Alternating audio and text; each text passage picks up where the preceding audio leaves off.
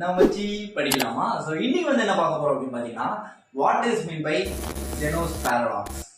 So what is Zeno's paradox? So Zeno's paradox படி பார்த்தோம் அப்படின்னு பார்த்தீங்கன்னா, உங்களுக்கும் ஒரு ஆமைக்கும் ஒரு போட்டி வைக்கிறாங்க, ஒரு ரன்னிங் ரேஸ் வைக்கிறோம் அப்படின்னு பார்த்தீங்கன்னா, உங்களால அந்த ஆமையை ரீச் கூட பண்ண முடியாது அப்படின்னு சொல்றதுதான் ஜெனோஸ் பேரடாக்ஸ். இது எப்படி நடக்குது அப்படின்னு பார்த்தீங்க அப்படின்னா, நீங்க இங்க ஸ்டார்ட் பண்றீங்க அண்ட் அந்த ஆமைக்கு ஒரு ஹெட் ஸ்டார்ட் கொடுக்குறீங்க. அதாவது உங்களை விட முன்னாடி ஸ்டார்ட் பண்ணணும்னு சொல்லிட்டு இங்க இந்த ஆமையை ஸ்டார்ட் பண்ண வைக்கிறீங்க. நீங்க இங்க ஸ்டார்ட் பண்றீங்க அப்படின்னா, அந்த ஆமை இருக்க இடத்துக்கு நீங்க வரத்துக்குள்ள அந்த ஆமை கொஞ்சமாச்சும் மூவ் ஆயிருக்கும்.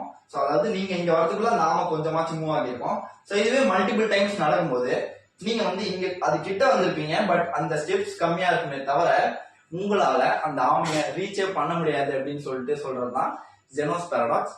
பட் இது ஒரு ரியல் வேர்ல்டு ப்ராப்ளம் கிடையாது. உண்மையான வேர்ல்ட்ல ஒரு ஃபாஸ்டஸ்ட் ரன்னர் அந்த ஆமையை ஈஸியா தோக்கடிச்சிடலாம். ரொம்ப நேரம் நல்லா பேசிக்கிட்டான் ஐயா.